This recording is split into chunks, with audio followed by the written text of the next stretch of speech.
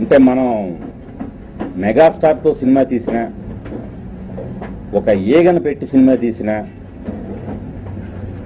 దాన్ని బ్రహ్మరథం బట్టి మన ప్రేక్షకులు ఎంతో ఆదరిస్తుంటారు. అలాంటి ప్రేక్షకులకి ఈ రోజున మన ఆంధ్రప్రదేశ్లో నీలం తుఫాన్ కారణంగా కొన్ని కష్టాలు వచ్చాయి. సో దానికి నా వంతు సాయంగా గుణశేఖర్గా నేను వ్యక్తిగతంగా ముఖ్యమంత్రి సహాయ నిధికి 5 లక్షల రూపాయల విరాళాలను ప్రకటిస్తున్నానండి. మనల్ని ఎప్పుడు ఆదరించి ఈ రోజు నన్ను ఈ స్థాయిలో మీ ముందు కూర్చోబెట్టడానికి, నేను కూర్చోవడానికి రీజనే ప్రేక్షక దేవుళ్ళు కాబట్టి నా వంతు ఏదో ఉడత సాయంగా నేను చేశాను. సో దాంతో నాకు ఇప్పుడు రుద్రమదేవి తీయడానికి నాకు ధైర్యం రావడమే కాకుండా ఇప్పుడు నా వెన్నంటి చాలా మంది దన్నుగా నిలబడ్డానికి కూడా ముందుకు వచ్చారు. సో ఇది రుద్రమదేవి పాత్ర ఎవరైతే పోషిస్తే బాగుంటుందని చెప్పి చాలా మంది చాలా రకాలుగా కథనాలు రాశారు. చాలా మంది హీరోయిన్లు అయితే నన్ను స్వయంగా కాంటాక్ట్ చేసి తమ ఇంట్రెస్ట్ని చూపించడం నాకు చాలా ఆనందం వేసింది. సో అందరూ ఒకే ఒక్క పేరుని ఎక్కువగా అనుకున్నారు, ఆవిడే అనుష్క. సో మన మీడియా మిత్రుల దృష్టిలోనైతేనేమి, సాధారణ ప్రేక్షకుల దృష్టిలో అయితేనేమి అనుష్క గారే బాగా అందరికీ ఊహల్లో మెదిలారు. సో అందుకని రేపు అనుష్క గారి జన్మదినం సందర్భంగా ఆవిడకి శుభాకాంక్షలు తెలుపుతూ ఈ ప్రాజెక్ట్ని అనౌన్స్ చేయటం నాకు చాలా ఆనందంగా ఉందండి. ఇంకా ప్రాజెక్ట్ విషయానికి వస్తే దాదాపు 10 ఏళ్ల నుండి దీనికి సంబంధించిన R&D అంటే రీసెర్చ్ అండ్ డెవలప్మెంట్ స్టోరీకి సంబంధించి చేయడం జరుగుతుందండి. దీనికి ముఖ్యంగా డాక్టర్ ముదిగొండ శివప్రసాద్ గారు అందరికీ సుపరిచితులు. సో చరిత్రల మీద బాగా పట్టున్న వ్యక్తి ఆయన. ఎంబీకే ప్రసాద్ గారు, ఆయన కాలమిస్ట్గా మనకి ఎక్కడో గ్రేట్ ఆంధ్రాలోను వాటిలోనూ పరిచయం, చాలా ఎంబీఎస్ ఆయన సుపరిచితులు. ఆయనకి మంచి పట్టు ఉంది చరిత్రల మీద. ఇంకా మధుబాబు గారు, ఆయన ఎన్నో చారిత్రక నవలలు ఆల్రెడీ రాస్తున్నారు, ఆయనకి చాలా మంచి పట్టు ఉంది. అలాగే తోట ప్రసాద్, సో ఆయన కూడా చాలా ఇదివరకు ఒక పెన్ నేమ్తో కూడా చాలా నవలలు రాయడం జరిగింది. ఆయనకి సాహిత్యం మీద విపరీతమైన పట్టు ఉంది. వీళ్ళ నలుగురితో కలిసి ఇన్నాళ్ళుగా ట్రావెల్ అవుతూ అంటే సాధ్యమైనంత వరకు చరిత్రను వక్రీకరించకుండా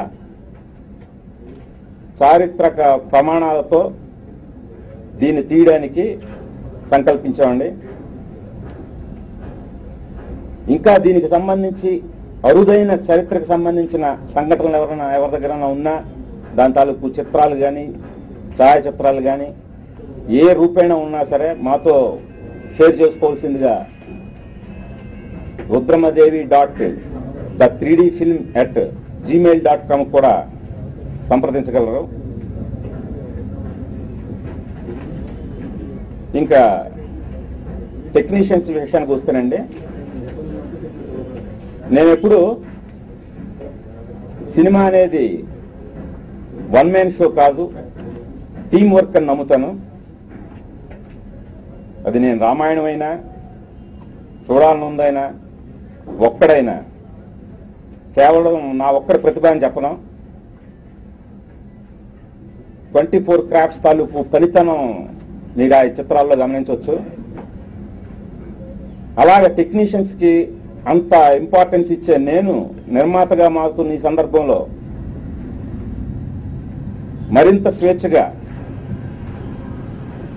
నేను అనుకున్న టెక్నీషియన్స్ని పెట్టుకోవడం జరిగిందండి. దాంట్లో మనం ముందుగా చెప్పుకోవాల్సింది మ్యూజిక్ మాస్టర్ ఇళయరాజా గారు, ఆయనతో కలిసి మొదటిసారిగా పనిచేస్తున్నందుకు చాలా ఆనందంగాను చాలా ఉత్సాహంగాను ఉంది. ఇంకా పద్మశ్రీ తోట తరణి గారు,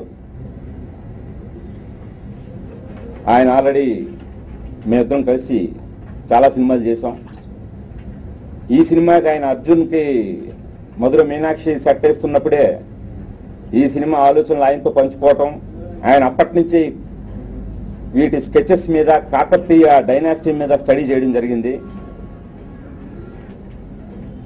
ఆ నేపథ్యానికి సంబంధించి చాలా ఆథెంటిక్ సెట్స్ మీరు ఈ చిత్రంలో చూడబోతున్నారు. ఇంకా నెక్స్ట్ అజయ్ విన్సెంట్ కెమెరా అండి. ఇప్పటి వరకు అజయ్ విన్సెంట్ చేసిన చిత్రాలను ఒక ఎత్తు అయితే, ఈ సినిమాతో ఆయన ఇంకా చాలా ఛాలెంజ్గా తీసుకొని కొత్తగా ఆయన ప్రెజెంట్ చేసుకునే ప్రయత్నం చేస్తున్నారు. ఆ ప్రయత్నంలో భాగంగా ఆయన ఆల్రెడీ స్టీరియోస్కోపిక్ 3D ట్రైనింగ్ కూడా ఆయన పొందడం జరిగిందండి. ఈ రోజున ఆ పర్టికులర్ విభాగంలో అత్యంత ప్రతిభ గల వ్యక్తి ఆయన. ఇంకా అలాగే రుద్రమదేవి అనేసరికి లుక్, విజువల్ గా మనకి సెట్స్ నేపథ్యం ఎంత ఇంపార్టెంటో, ఆహార్యం అంత ఇంపార్టెంట్. దాన్ని నేతాలుల్లా గారు కాస్ట్యూమ్ డిజైనర్, గతంలో దేవదాసు, జోధా అక్బర్ లాంటి చిత్రాలకు పనిచేసి నేషనల్ అవార్డ్స్ ఎన్నో తీసుకున్న నేతాలుల్లా గారు ఈ కథ విని చాలా ఇన్స్పైర్ అయ్యి చాలా మంచి డిజైన్స్తో ఆవిడ కూడా మీ ముందుకు వస్తున్నారు. ఎడిటింగ్ శ్రీకర్ ప్రసాద్ గారు నాతో గతంలో చాలా సినిమాలు చేస్తున్నారు. నా సినిమాల ద్వారా ఆయనకి అవార్డులు రావడం కూడా జరిగింది. ఈ రోజున భారతదేశం గర్వించదగ్గ ఎడిటర్ ఆయన. నెక్స్ట్ రుద్రమదేవి అనేసరికి ఇది ఒక విజువల్ ఫీస్ట్ గా ఆడియన్స్ ఊహించుకుంటారు. వాళ్ళ అంచనాలను చేరుకోవడానికి కమల్ కన్నన్ విఎఫ్ఎక్స్ సూపర్వైజర్ గా మన ప్రసాద్ ఈఎఫ్ఎక్స్ తరపున ఆయన చేయబోతున్నారు. ఆయన గతంలో మగధీర, ఈగ వంటి చాలా సినిమాలకి పనిచేసి ఉన్నారు, అది మీకు తెలుసు. అలా టోటల్గా ముందు టీం మీద బాగా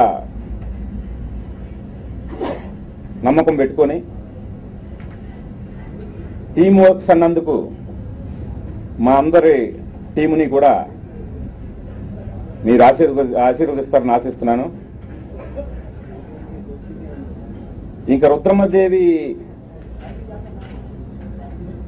నేను నిర్మాతగా మారడానికి డ్రైవ్ చేసిన విధానం చెప్పాలంటే, నాకేదో రామాయణం మైథాలజీ తీశాను, నేషనల్ అవార్డు వచ్చింది, ఇప్పుడు మళ్ళీ హిస్టారికల్ కూడా తీస్తే బాగుంటుంది అన్న ఉద్దేశంతో తీయటం లేదండి.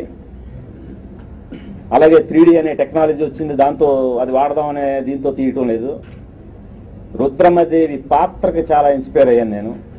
ఆవిడ కథకి చాలా, ఇలాంటి కథ నిజంగా మన చరిత్రలో జరిగిందా అంటే, మనం హాలీవుడ్ ఫిలిమ్స్ చూస్తుంటాం. సో హాలీవుడ్ వాళ్ళు గుర్తించే వరకు మన కథలను మనం కూడా గుర్తించాం. సో ఎంతసేపు సినిమా అనేసరికి లవ్, ఫ్యాక్షన్ గొడవలు, సింగిల్ లైనర్స్, నేను కూడా అలాంటివే తీసుకున్నాను. బట్ అప్పుడప్పుడు మనం ఇలాంటి ప్రయత్నాలు కూడా చేస్తుంటే, ఇందాక నేను అన్నట్టు అరుంధతి, ఈగలాగా జనం ఆదరించడానికి సిద్ధంగా ఉన్నారు. ఆ నమ్మకంతో నాకు కలిగిన ఇన్స్పిరేషన్తో రుద్రమదేవి